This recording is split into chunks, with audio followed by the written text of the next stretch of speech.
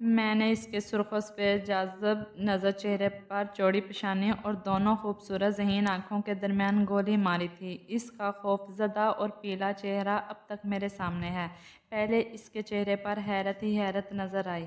इसने सोचा भी नहीं होगा कि मैं वहाँ आऊँगा, और ये तसव्वुर और ख्वाबो ख़याल में भी नहीं होगा कि वो मेरे पास पिस्तौल होगा और मैं इसे निकाल कर चला भी दूँगा। पिस्तौल के धमाके में इसकी चीख दब गई थी। खून का फुवारा इसके माथे से उबला और वो धड़ाम से ज़मीन पर गिर गया था।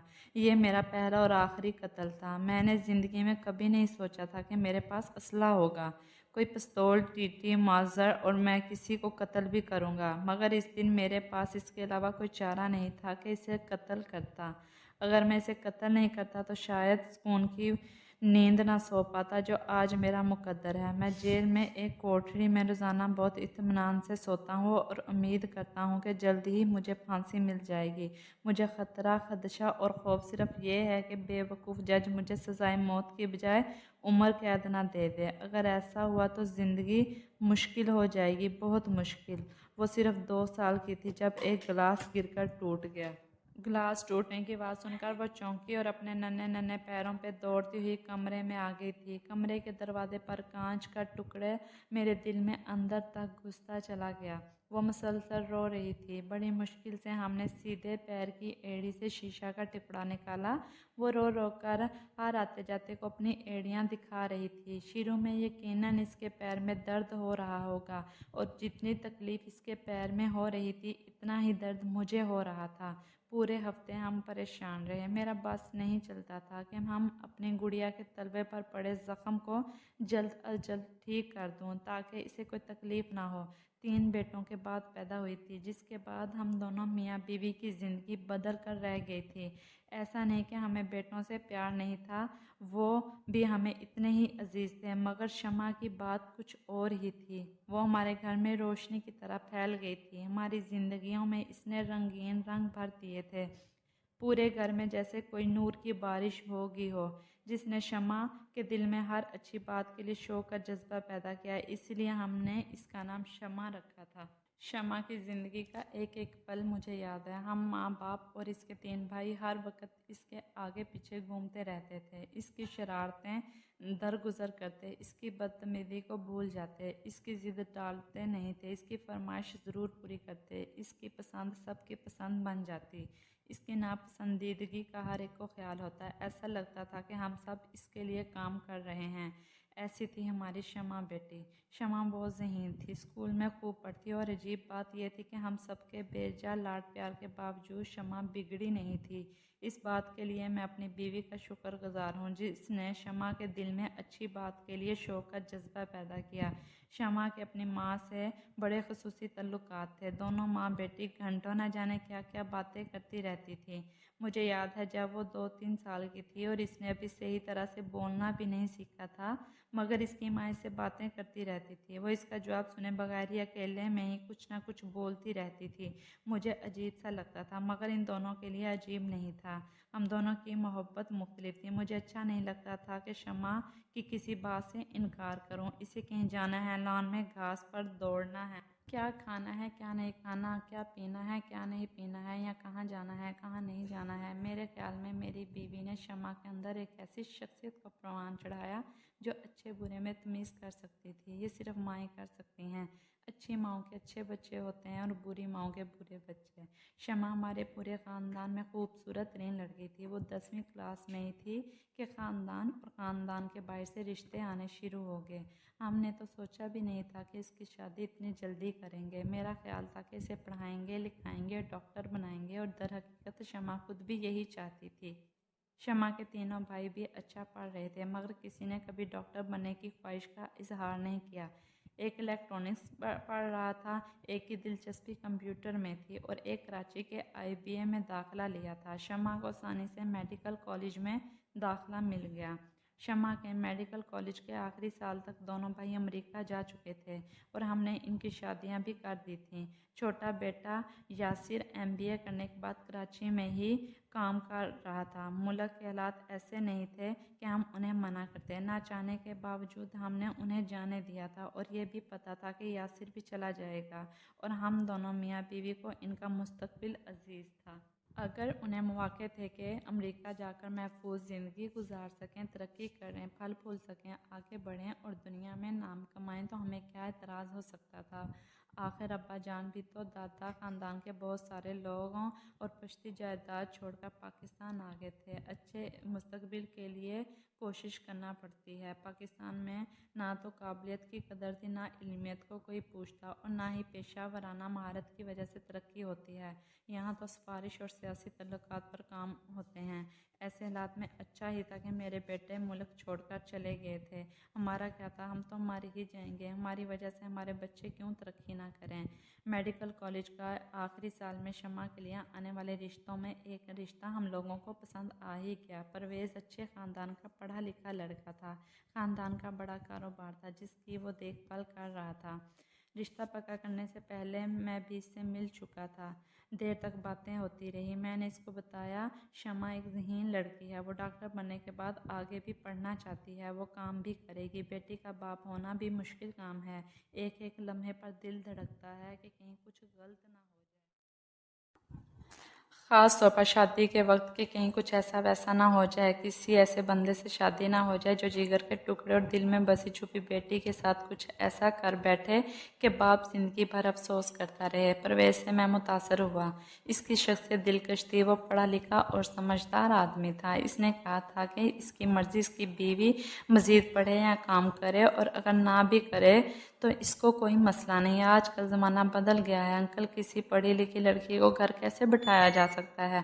काम तो करना चाहिए। मेरी तरफ से तो शमा की मर्ज़ी, वो काम करे या ना करे, जिसमें इसकी खुशी इसमें मैं खुश हूँ। मेरी खुशी अपनी जगह बचा थी। इससे बढ़कर क्या बात हो सकती थी कि एक पढ़ा लिखा खूबसूरत मेरी बेटी का तालिब था और मेरी बेटी की ख्वाहिशात का एहतराम करता था। शमा को परवेज़ बहुत पसंद आया। वैसे इसने भी किसी ख़ास पसंद का इजहार नहीं किया था।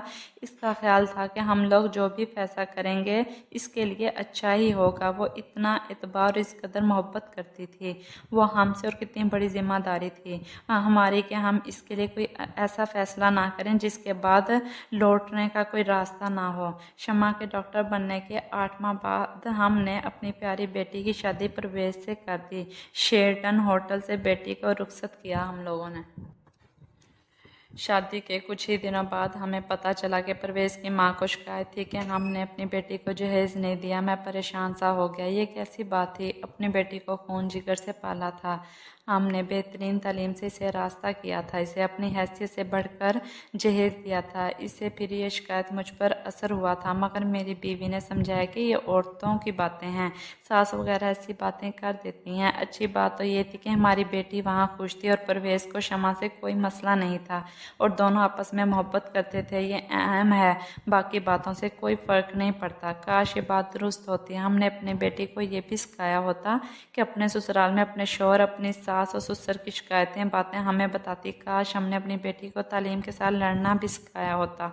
हमारे लाड प्यार के बावजूद ये लड़की, जो अपने माँ बाप को दुख नहीं पहुँचाना चाहती थी, इसके साथ ससुराल में बीत रही है। हमारे देश और हमारी सकाफत, हमारे घरों में यही होता है।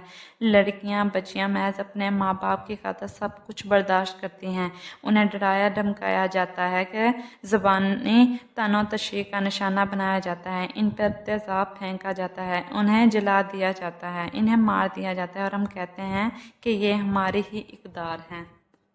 रवायत है, सकाफत। ऐसा क्यों होता है? क्योंकि हमारी पढ़ी लिखी लड़कियां महज अपने माँ बाप की खातिर सब कुछ सहती हैं, जो नाकाबिले बर्दाश्त होता है। शमा के साथ कुछ यही हो रहा था जिसकी हमें खबर नहीं थी। परवेज़ की माँ ने जो सलूक इसके साथ किया, इसके बाद इसके नंदों, देवरों और यहाँ तक परवेज़ का रवैया भी ख़राब हो गया था।